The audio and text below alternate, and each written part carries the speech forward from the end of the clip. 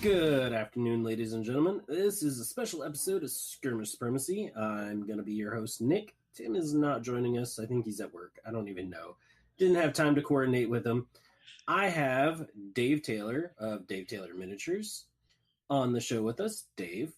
How's it going? Ready to be here. And this has been an episode that even before Adepticon we were trying to get with Dave to record because it's all about his Armies, Legions, and Hordes book that he's got on Kickstarter right now. Yep. Yeah, it's been crazy times between I'm preparing for Adepticon, running the Kickstarter, and your computer collapse and all that sort of fun stuff. So. yes. Yep. My computer, my brand new computer deciding it just didn't want to work anymore. Yeah, not very conducive to getting interviews done. Yep. These things happen though, so I'm glad we finally got to talk though. It's very cool. Definitely. Sure. Armies, Legions, and Hordes. It's up on Kickstarter, and it is blowing by stretch goals, and it's been crazy. But how about just at the basics of it? What is it? Because I've explained it to people badly several times now. Right. Well, it is a really good question. What is it? It's essentially, in a nutshell, it's going to be a book about project management for toy soldiers. So it's all about the processes and the things to think about that we should all be thinking about when we go through planning or putting together an army for any particular game. So yeah, it talks about inspiration and sort of understanding what that is at the start of the project, so that at any point during the painting of the army, you can go back to that. We look at goals and sort of understanding what success is going to look like at the end of the project, which is a sort of a very important part. Expectations, managing your expectations, which is the most important part. So you can understand if you need to change your goals and you can still be happy about that. What else? Planning. Planning is super important, as you know, for painting an army, and knowing when you're going to be able to paint and how much you can sort of expect to be painting as you're going through, and motivation, what keeps you going while you're sort of got 100 infantrymen that you're painting on. So all those sorts of things are all sort of covered in there. I try to talk about it not from any specific army or specific game you might be building for, but applying it.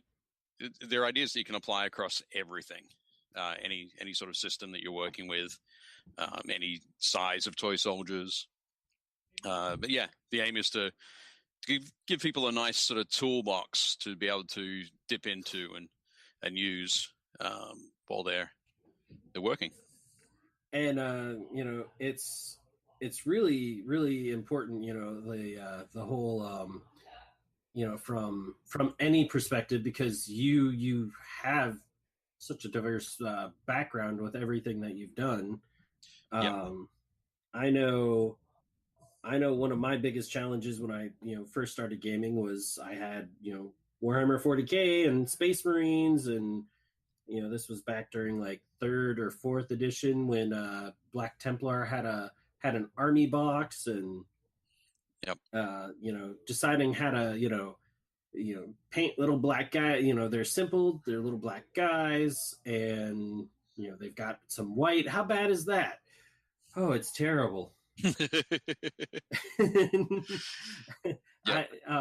And then there is actually I would say that's half the reason I do any skirmish gaming is I haven't managed to make it all the way through an entire army. Right.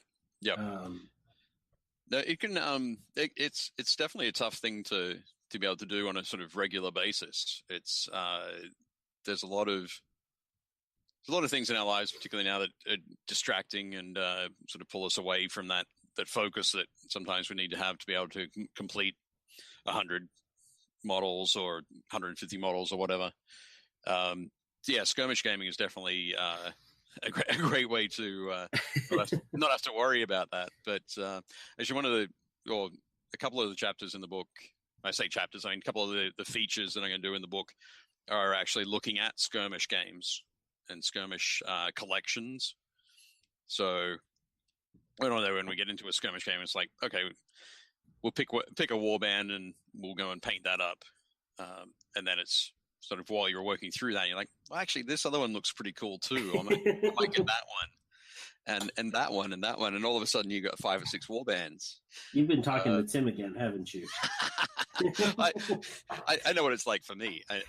I'm assuming it's the same for everybody else, but pretty much. I won't argue that. It's very easy to buy into all those different ones. Ooh, this one's shiny. Ooh, that one is too.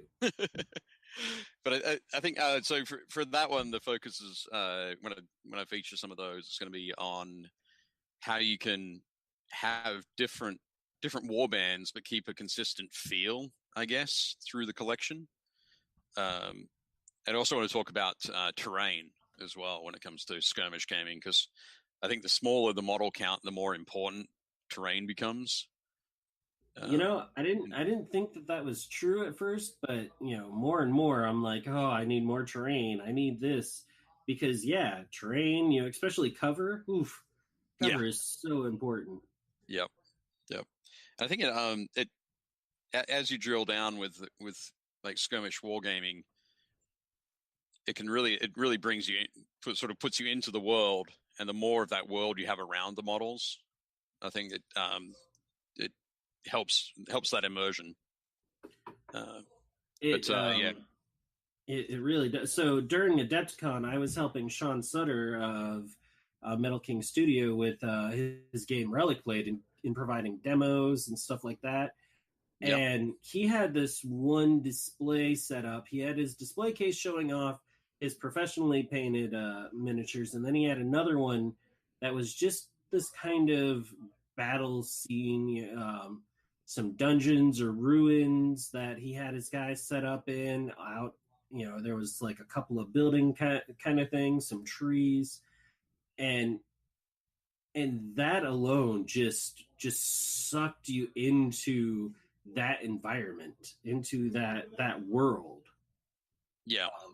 Because it gave that feel. Yeah, I think so many are very very visual creatures. So when we see when we can see great scenes, it sort of helps us to sort of instantly understand where we are, what we're doing, and it just gives us that much better feel for the world that we're playing in. So definitely. So it has been going crazy. I know. I backed. I want to say early on, but I still think I was up there in the numbers. I know I was in like the first 200 though, so woohoo! Excellent. But in before the fund, is that what you're saying? Yeah. On that first day, things went crazy, and everybody a lot of people who'd heard about that I was doing it were really excited and jumped in, and we funded in 3 hours, I think. Yeah. Which is pretty amazing. I'm still sort of blown away by that, and by the support that everybody's sort of put behind the book. I think it's a really cool idea. I like it. It's something that I've been sort of building up all the knowledge in my head over the last 20, 30 years almost. And painting armies is something that I really enjoy. So writing a book about it sort of seemed like a fairly obvious thing to do. And at the same time, it's like, well, it's kind of strange that nobody else has done something like this before. There are a lot of great sort of how to paint books and a lot of great art books. Folks like Roman Lepat and Angel Heraldez and that sort of thing. And there are a lot of great artists doing excellent Patreon sort of work at the moment that sort of can teach you how to improve your painting. But I wanted to do something that could speak to people sort of all painting levels. It's not a book that's going to make you paint better, but it's a book that's going to help you finish projects, really. And that's major. I know one of my biggest projects right now is Blood and Plunder, and right. that's kind of a, it's a skirmish game at its roots, but I had that, ooh, I like this faction, ooh, I like this faction, ooh, I like this faction, and now I have all the factions and multiples of all the units, and so I give demos and stuff like that, and I have to sit down and work before every event to paint a whole bunch of guys, and it's slowly moving on. I think I've got them all like base coated with clothing colors and face colors.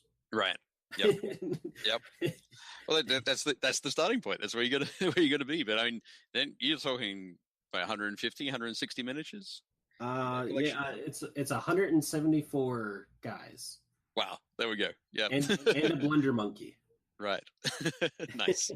And then you've got the boats as well. So yes. But I mean, Blood and Plunder is when we were talking about terrain. That's one that is very definitely. You can immediately picture the setting.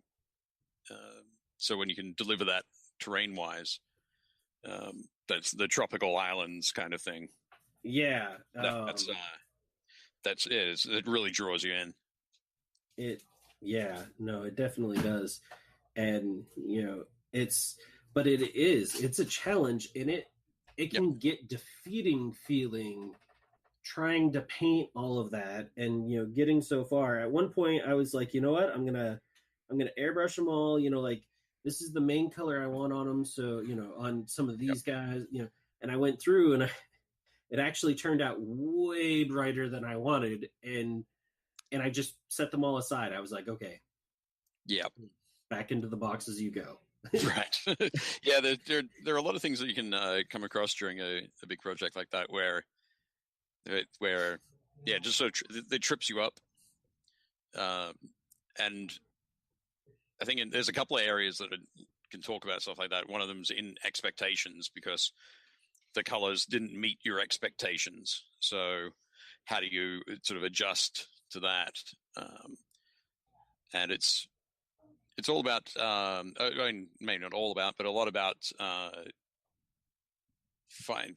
breaking it down into chunks and working out what the sort of the various steps along the way to be able to sort of celebrate your progress, celebrate your success.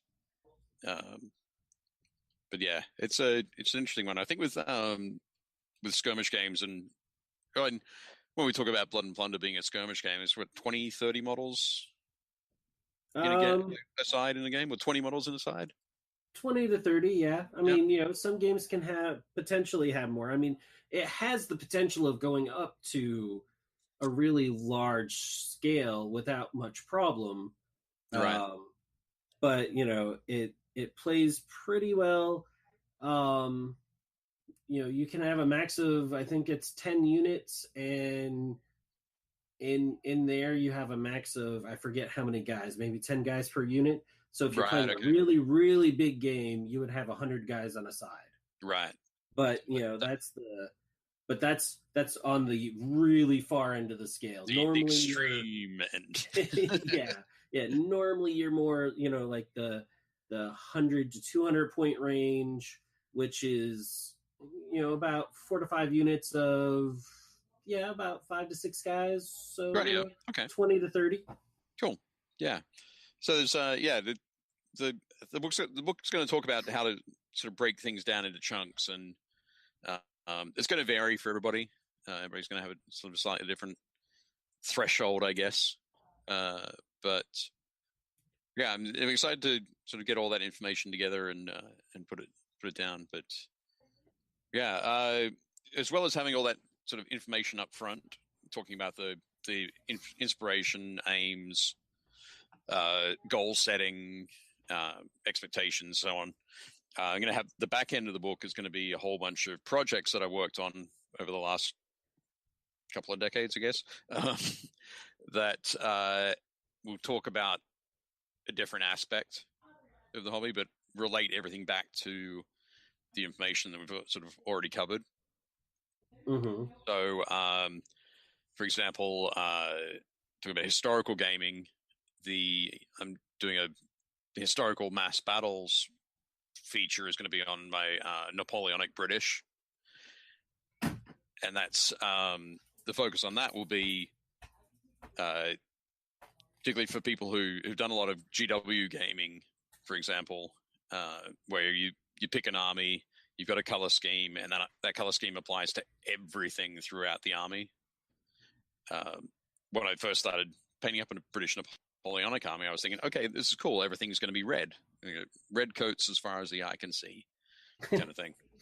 And then as I dug a little bit deeper, I was like, well, who are these guys? Why are they wearing blue? Oh, that's the artillery. Okay, radio. The artillery has blue. What about these green guys? What are these green jackets doing? Oh, they're the rifles. They're kind of the skirmishers. There's a couple of regiments of rifles that are in green. Okay, radio. This is going to start to look a bit sort of strange, I think. But I found it that as I was painting, like after I'd painted 2 regiments of 24 redcoats, it was like, oh, please let me paint some artillery. I want to paint some guys in blue jackets instead of the red. And then I finished that and then paint another like 48 guys in red coats and then paint some riflemen in green and then paint some Portuguese in brown. And maybe I can come back and right like just mix it up as sort of going along. But that's just talking about that sort of scheduling, I guess. Right. Yeah, because and that makes me think of there was the video featured on Facebook a bunch for a while in different groups, but the guy who has spent the last 30 years faithfully like recreating one of the Civil War battles, like painting all the guys. I think it was the Civil War or whatever, but 30 years at 10 millimeter or right, whatever. So has this table laid out that's Gettysburg or something similar, down to topographical layouts, has 10,000 soldiers. Yep. Or, and it's dedication like that I'm just like, oh, my heart, it hurts. Yeah. Because I have a problem painting like 20 guys that are all the same. Yeah. This guy has recreated 10,000. Yeah, that's it does take a special kind of lunacy to tackle a project like that. I think there's this guy that I've been following on his blog, who's been doing probably for the last 5 or 6 years, has been doing the British soldiers at Waterloo. Okay. So he'll pick a regiment and he'll research the regiment and find out the names of everybody who is in that regiment. And then he will go along and purchase the models and start to assemble them all. It might be like 600 guys in a regiment. And he will paint them all up, base them, and put them in sort of different unit formations. So he might have them in square, or he'll have them in line or column. And so he'll work on that regiment until it's done. Then he'll put it aside and he'll pick another regiment and he'll research it and find all the names and just keep doing the same sort of thing. And it's absolutely that's an incredible level of dedication. Meanwhile, I look at my painting desk. I have Saga, Dust 1947, Grab-A-Cast Terrain, Relic Blade, and Tom Mason's Goblins. Nice. Just that I can see. That's not covered by other projects. That's a pretty good mix. That's a pretty good mix. I've got, what have I got at the moment? I've got Fabled Realms. I've got Infamy. I've got some Inquisimunda stuff.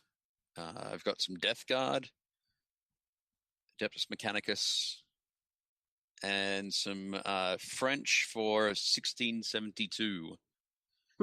So the French Musketeers. So, Nice. so some of those are commissions, some of them are personal projects, but yeah, I couldn't possibly sort of sit there for 640 guys in a regiment. Down to the point of getting their names. Yeah. That I mean, hats off to those people. Those guys are amazing. Absolutely amazing. They are. Yep. It is craziness. And I guess that's the part that is kind of exciting about having a chance to see your book, is because there have been, and just the stuff that you're putting out as the teasers and talking about what is coming up, is there's so much awesome stuff that you've done, that I am looking forward to having a chance to just kind of flip through and drool at. Cool. No, thank you. I appreciate that. Yeah.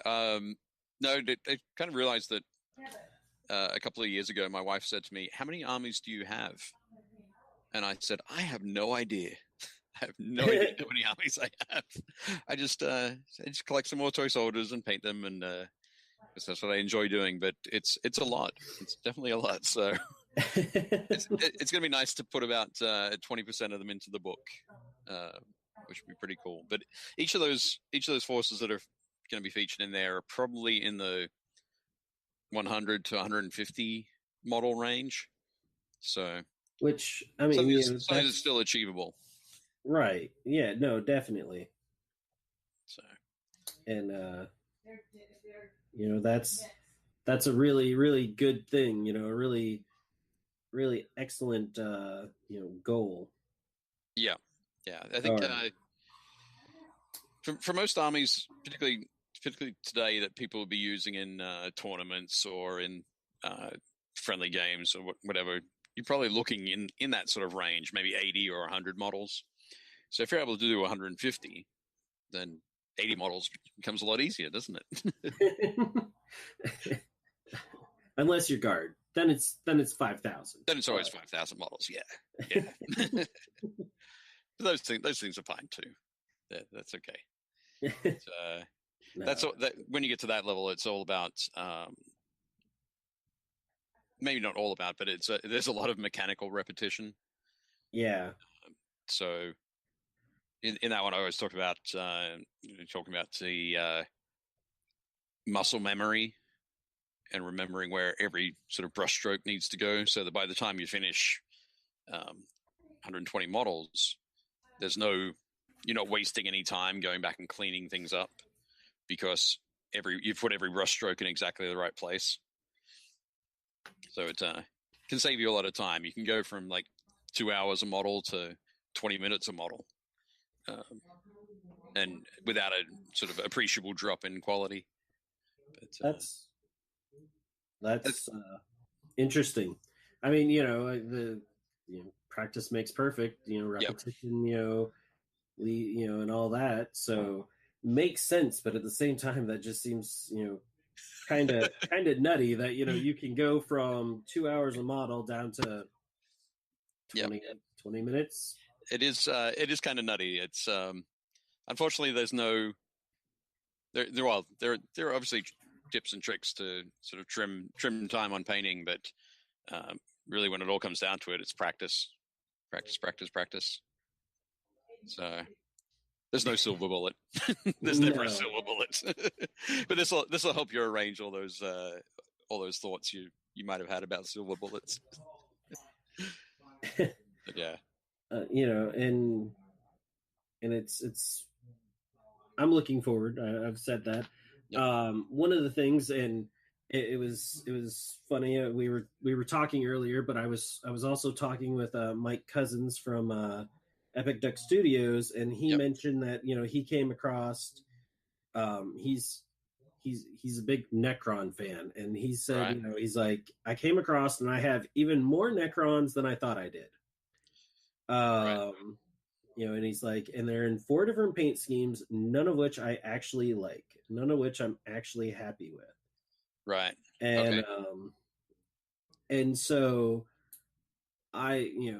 because he also does some Twitch streaming, I'm like, well, new Necron book dropped. Maybe, what you need to do is take some of them and break them, just give them a simple green bath and start again.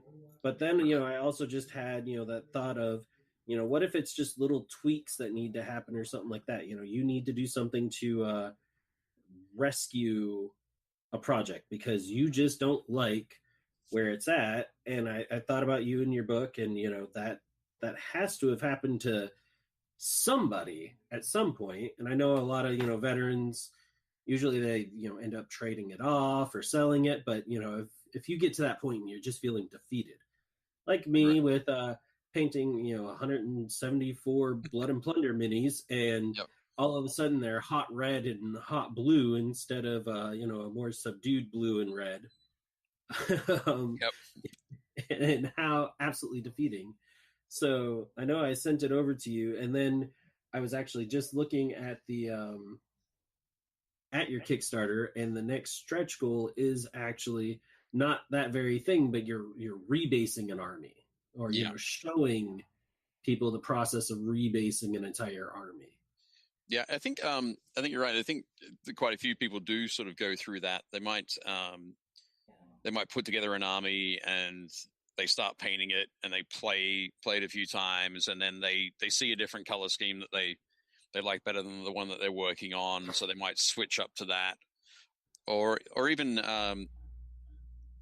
over a short period of time, people's painting skills can improve, or they learn a new technique that they want to try, which is going to impact the look of the army. I must admit, I hadn't previously thought about talking about that aspect, but I think it's a pretty cool idea about how to tie things together, or rework an army, sometimes from the ground up, or maybe even halfway through. There's a lot of things that I got to think about there that should be pretty cool. But I think you're right as well. It does tie into that rebasing an army aspect. It's taking something where you're not changing everything in the army, but at the end of it, the army will look different. So I think that's a pretty cool thing to talk about. Yeah. And even just the fact that it's okay. Oh, yeah. It's okay to decide that you want to change this, or, you want to scrap however many hours, that you've put into this, because, you have gotten better, at painting, or you've decided that that entire Imperial Fists army, painting all that yellow, no matter if you have gotten it down to 20 minutes a guy, it's still way too much yellow. Right. Yep. So I think you're right. A lot of times we feel a bit sort of disheartened or put off from projects because we haven't done it the right way, and doing sort of air quotes there. There are a lot of different ways to do things, and I think we're just going to make sure we're not too hard on ourselves.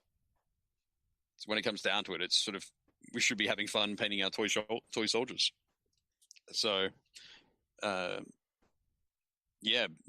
going back and painting over something you've spent time painting, there are bound to be people who will think, oh, that's just a waste. I've wasted that original couple of hours or hour or whatever it was. But I don't approach it that way. For me, it's enjoying the painting is the sort of the key part. Eventually we get to the end, and it's really nice to have a cool looking army, but if you can enjoy that large chunk of time in between when you start an army and when you finish it, that's even better, really, isn't it? So I wanted the book to sort of help people sort of think that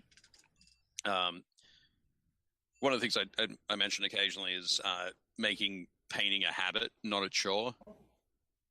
So if you get in the habit of painting on a regular basis, like a couple hours a night or 4 times a week or whatever it might happen to be, when you're not doing it, you're like, oh, I wish I was painting. Wish I could go and do some painting now. Wonder if I could duck away early and get some painting done. That's you really want to have that sort of approach rather than this thing coming up. Got this thing coming up on the weekend. I gotta get some guys painted. I'll just see what's on TV instead. You don't want to have that. You want to have people.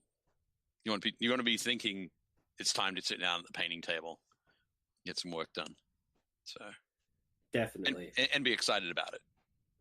So and yeah, that's definitely one of the things that I've seen the most is people going, what do the rest of you do when you've to totally steal some really old lyrics, when you've lost that love and feeling for right. for painting. Yep. And it used to be, I didn't think it was possible.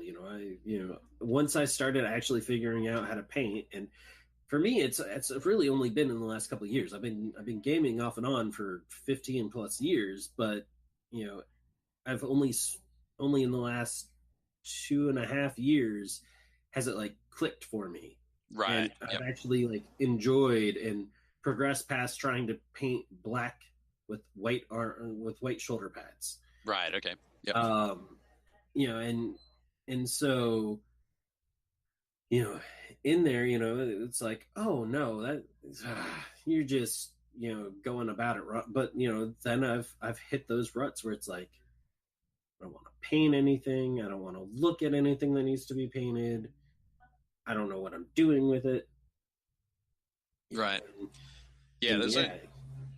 All that sort of stuff can definitely, obviously that's going to get in the way of painting an army, but those things happen to us along the way. But if you've made painting a habit, it's somewhere that you want to be. You want to sit down at that table, and I think well, when we talked about what's on our painting desks at the moment, it's sort of a fairly clear indicator of when we get down on painting.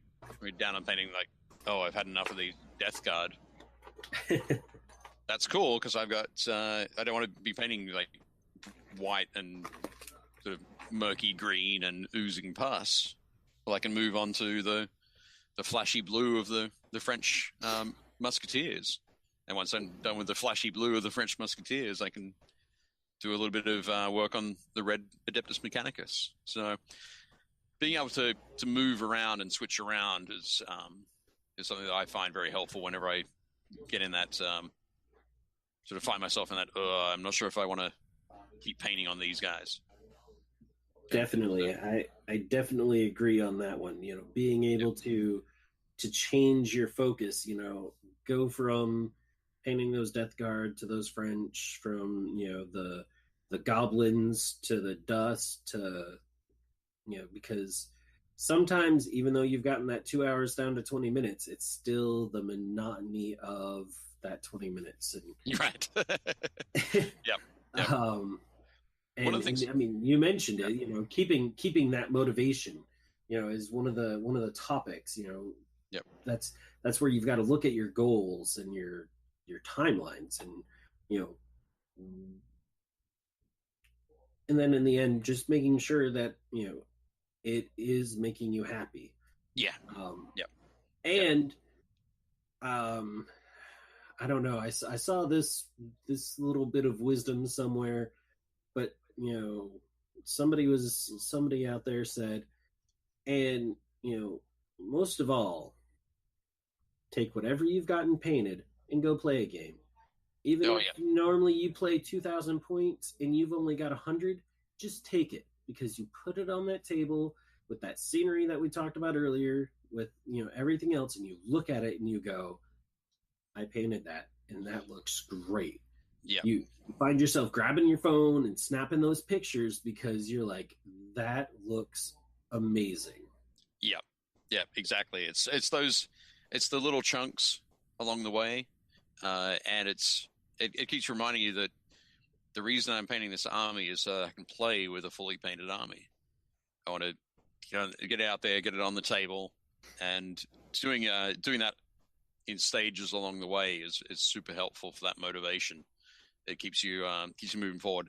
It also helps you, but I think it can help you avoid that mistake of going, okay, I've got 100 guys to paint.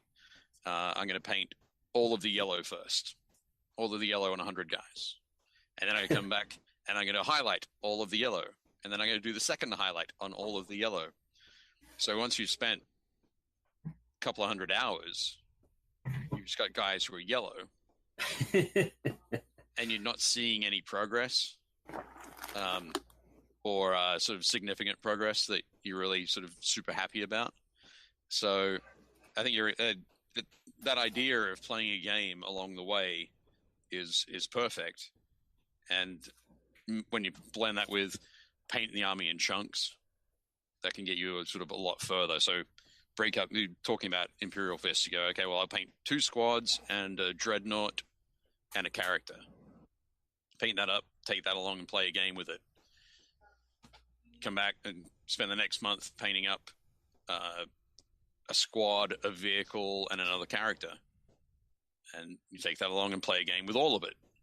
And then before you know it, you're more than halfway through the army, and you're on that sort of downhill run to get it done. So, yeah, there's lots of different ways to approach it, but small chunks is always a good one. Definitely. Yep. It's the old adage: how do you eat an elephant? One bite at a time. So. Yep. So we talked about the rebasing an army. Yep. As that's that's the next thing coming up. But what is after that? Stretch goal.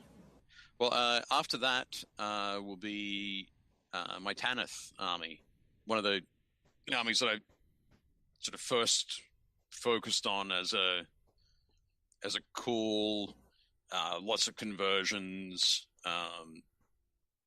very focused army. It was the Tanith First and Only, and I did those originally in 1999, I think, something like that. So almost 20 years ago. And I actually, I was working for Games Workshop in Australia at the time, and for Games Day, I did a big table where I had the Gaunt's Ghosts on one side, supported by the Vitrian Dragoons and the Jantine Patricians, up against the Shriven. So it was a battle from, I think from First and Only, the original book. And there was about 300 models aside on this big, it's like 18-foot by 4-foot trench board. Okay. And yeah, so when I worked on that, there was a lot of painting to do with the Shriven. Though I was using the Steel Legion models, the Armageddon Steel Legion, painting them all green. And when I first started, the models were taking me about an hour at a time, but by the end, I was down to sort of under 10 minutes per model. It was talking about that mechanical repetition. So, but yeah, where I was going with this. So the Tanith that I'm going to be showing in the book, though, probably over the last 5 years, I've worked on a new Tanith army for a commission client, where I got to go back and revisit it and essentially update my approach to the army. So I still have my old army that I really like, but this new sort of commission allowed me to show off my improved modeling skills, improved painting skills, add in a lot more things that had been included in the Gaunt's Ghost series from Black Library, and work with somebody else who was as passionate about the sort of the Gaunt's Ghost series as I am, which was really cool. So there's a lot of models we've got there. There's a lot of things a lot of armies that I've worked on that have been based around those stories. So it's going to be pretty exciting to sort of hopefully get those into the book as well. But I think probably one thing I should say, talk about it, because it might not be particularly clear from the Kickstarter, is originally when I launched the book, I launched the Kickstarter for the book, I was expecting the book to be about 100 pages. about 40, 50 pages of the upfront information, and then about 50, 60 pages of army features at the back. We've added, I think, 7 or 8 new army features through stretch goals. And for each of those, I'm adding on 6 or 8 pages to the book. So at the moment, it's probably around about 150 pages. So, which is actually that was going to be my next question: is how big, because of all these stretch goals, has the book shot up to? Yeah. So it's increased in size by about 50%. So yeah, it's but at the same time, it's exciting. It's going to be a chunkier book. It's going to have more heft to it, which is nice. And more content's always cool, in my opinion. So I think if we're able to get to that Tanith stretch goal, we'll probably be looking about 160 pages. But one of the things I like about it as well is that all of that hasn't cost any of my backers any extra money. Which is a marvelous thing, because that's just more value, more awesomeness that Yeah. So no, it's a cool thing. I wanted the Kickstarter campaign to be a very sort of simple and straightforward thing, without a lot of additional products or sort of strange adjustments or whatever. I just wanted it to be the book, really, and everything sort of focused around the book. So the printed book and the digital version were the two things I was just sort of focused on. I'm excited that we passed the stretch goal, I think in the second day, to turn it from a PDF to it's like an interactive digital publication. Right.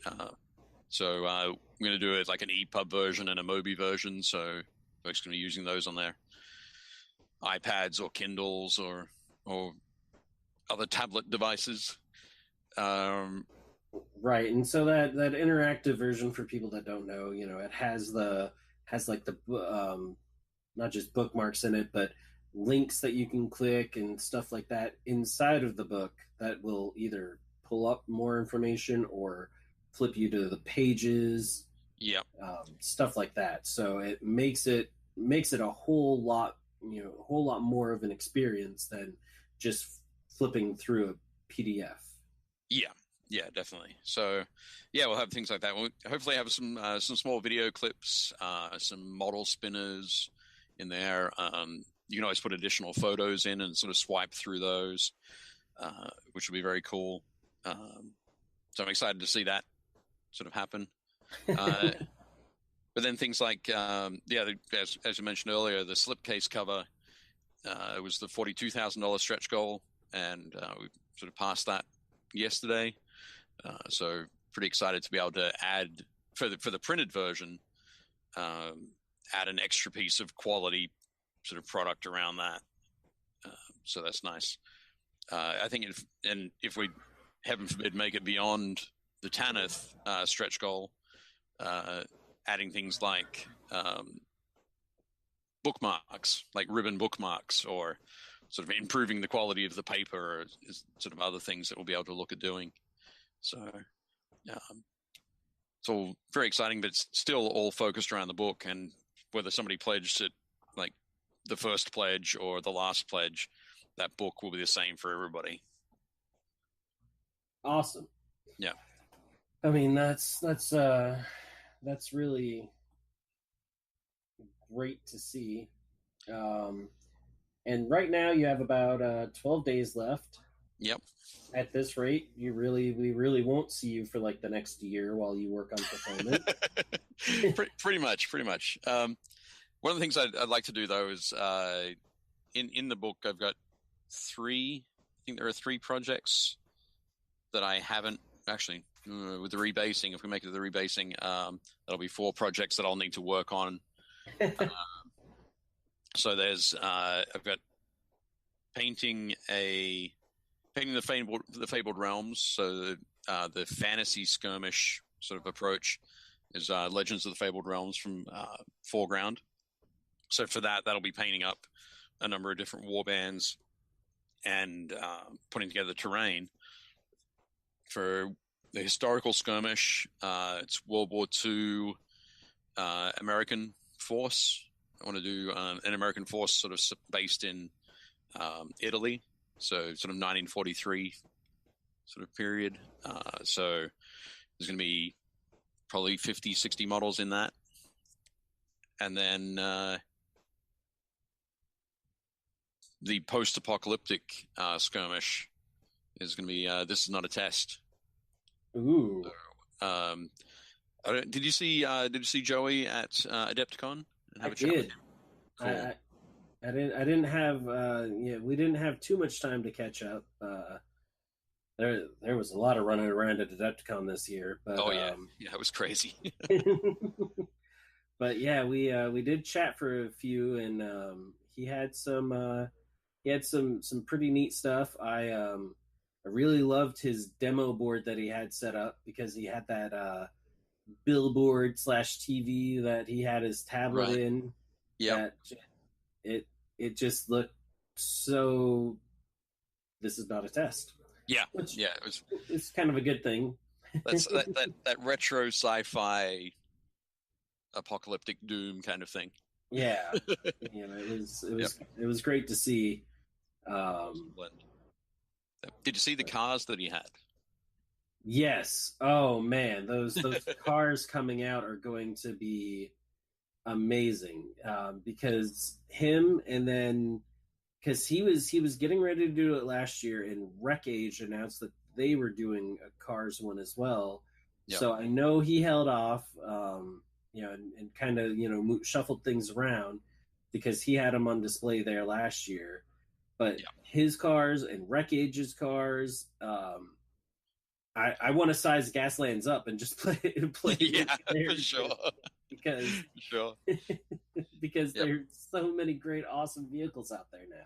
Yeah, no, it's definitely gonna be cool. But the reason I mentioned the cars is that for that particular feature, Army feature, I'm going to do a new Raider warband with some guys riding in the back of a car, sort of hanging on to the roll cage and sort of waving their weapons. Give it kind of a very sort of Mad Max feel. Definitely going to be a Mad Max feel. lots of spikes and all that around, I'm guessing. And rusty armor for sure. Yeah. So so I've got that feature to work on, and the rebasing feature as well. So I'm going to be a very busy guy. Very busy. And it's going to be all entirely worth it, even as people are like, Dave, go away. When am I going to get my book, Dave? Dave, why don't I have my book yet? Yeah. There'll be that, I know. So, but no, I'm excited to get stuck in. I've got my plans, like the timeline, sort of coalescing right now. So should be very cool. But the nice thing about focusing the Kickstarter just on creating the book means that I just have to create the book. There you go. Yeah. I knew that if I did all sorts of other things like T-shirts and posters and miniatures and whatever, that I'd forget one of them. Everything else would be fine, but one thing would be, and it'd screw up the whole project. So right. I mean, so, and it's not even for Firelock Games with Blood and Plunder. It's not even that it's extra, but for some reason, with everything that happened, their rule book, the new rule book, got delayed, and so now everything that was everything was supposed to fulfill in March, right, got delayed. So now by the time it's printed and it arrives, it's going to be like May time frame. Yeah, that everything's shipping, and just that one thing threw all their stuff off for 2 months. Yeah. So it is kind of nice that you are able to focus. And I at first I was kind of like, I'm surprised there isn't some sort of exclusive miniature, or there's no kind of posters or any of these other stretch goals or add-ons or anything like that. I was like, that seems odd, but at the same time, refreshing. Yeah, yeah. It's something that's different. I wanted to try something different, and this way, if the book doesn't ship on time, it really comes down to me. Everybody can point at me and say Dave didn't do it. So, Well, and I mean, you know, you're going to have your editors and proofreaders and whatnot that are going through it, and then there is printing because there can always be something weird that happens with yep. that. So you know, let's not heap all the blame on you already.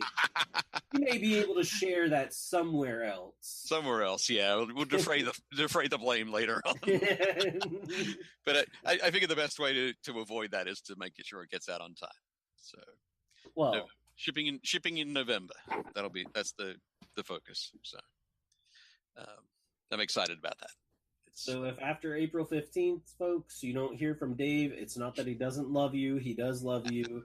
It is just that he is madly trying to work on finishing everything for the book. Yeah, yeah. Now, I'm hoping that that posting wise on social media and so on Facebook and Instagram, that sort of thing, I'll be able to show off things as we go through. Maybe do like a weekly update and with some photos of where layouts at, where photography's at, all that sort of thing, and get a little sort of behind the scenes on one of the projects, which I think would be pretty cool.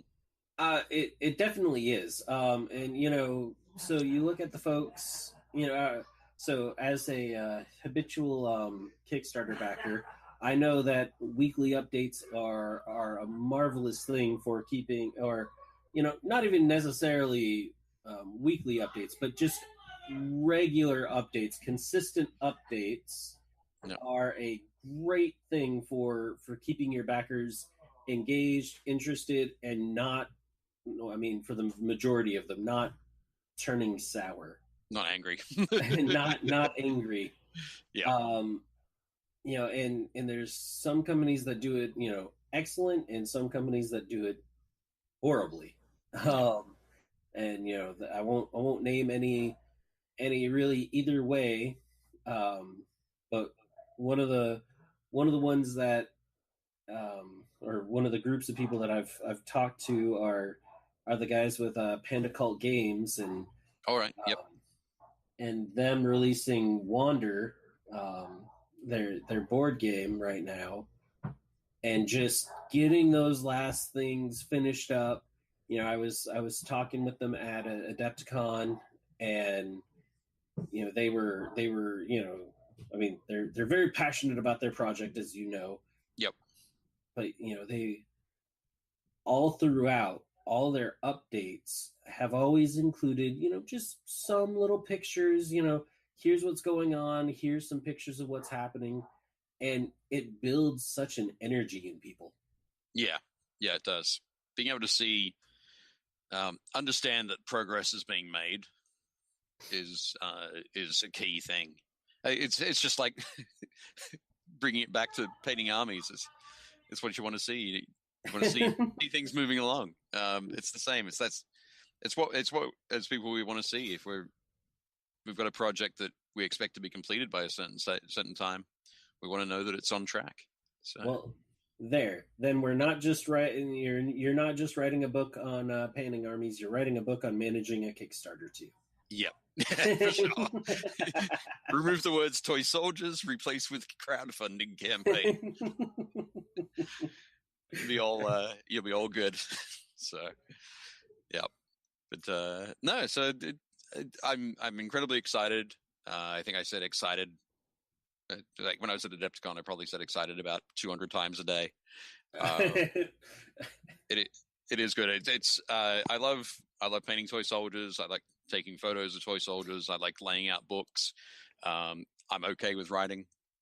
Not the first thing I want to do, but I'm happy to write all this. So it's going to be good. It's definitely cool. And you guys will note earlier when he was describing how much the book is expanded, he said, you know, 30 or 40 pages of, you know, text, 60 pages of pictures, and then he said, with all the extra pictures we're adding, features of armies that's expanded, yep. Those each are adding this many pages. Yep. No more words, just more pictures. No, each of those features is probably going to be include another 1,000 words. I just did a sample chapter recently, put that up over the weekend, and just to give people an idea of what a chapter in the book could look like. So I wanted to do that with an army that I didn't have planned to go in the book at all. So it's kind of like a free content for everybody, and you can sort of check that out on the Kickstarter. I put it into the campaign, so it's about sort of halfway down, or in in update 12 or update 13, you can find pictures of it or a link to the PDF. So that'll give you an idea of the amount of extra words that I have to write, as well as the photos. But yeah, hopefully everybody who sees that likes it, and those people who weren't too sure about what those features were going to be about, it gives everybody an idea of what it could be. Yeah, definitely. Well, sadly, I think we are drawing to the point in time where we need to button up the episode. Yep. So I will give you a couple minutes to tell everyone where they can find you, find the project. Right. Sure thing. So the project is on Kickstarter at the moment. You can search for Armies and Legions and Hordes, or you could search for Dave Taylor. This is the only project I've created so far, and hopefully it won't be the last, but we'll see. I'll wait until this one is out in everybody's hands before I try and start another one. So you can find me there. On social media, you can find me at Dave Taylor Miniatures. So you can find that on Facebook or Instagram. And yeah, usually with Facebook, I update that with projects I'm working on for my clients, be they layout projects, painting projects, hobby articles, whatever it might happen to be. Instagram's typically whatever I've been painting recently. So again, that could be commission painting or my own stuff. But yeah, track me down on those places, say hi, and hopefully you'll back my book. Awesome. I know I am actually a backer, and I'm looking forward to it. I hope more of you do become backers. Dave, it's been a pleasure once again to have you on the show. Thanks very much. No, it's always great chatting with you, and it's cool. We can talk off air about the Blood and Plunder journey you have ahead of you. Definitely. I look forward to that. And yeah, best of luck on writing everything, getting everything, all the pictures done. Yep. I know that is definitely a critical and challenging part of any project. Yep. And it'll be crazy. I think in the end, it's probably going to be in the vicinity of like 300 photos. 250, 300 photos. That is definitely a lot of photos to take, and then you've got to edit and lay them out. I know you said you like doing all that, but that is still definitely a chore. It's a lot of fun. I have a lot of fun ahead of me, and that's fun in air quotes. There you go. Because you gotta definitely be positive when you're looking at a monumental task. Exactly. Which I'm sure that you write about in the book. So yeah, indeed. That's cool. All right. Well, I want to thank everyone for tuning in and listening. Go check out Dave's stuff. If this is after April 15th, 2018, I'm sorry. It's no longer on Kickstarter, but go ahead and do a search on Google and all that, and you'll probably find the book for sale somewhere. Probably Dave will be selling it somewhere at the very Yep. I think we're going to have pledge manager, so there'll be an opportunity for late pledges as well. But yeah, come December, hopefully, the book itself will be on sale, on retail sale somewhere. There you go. All right.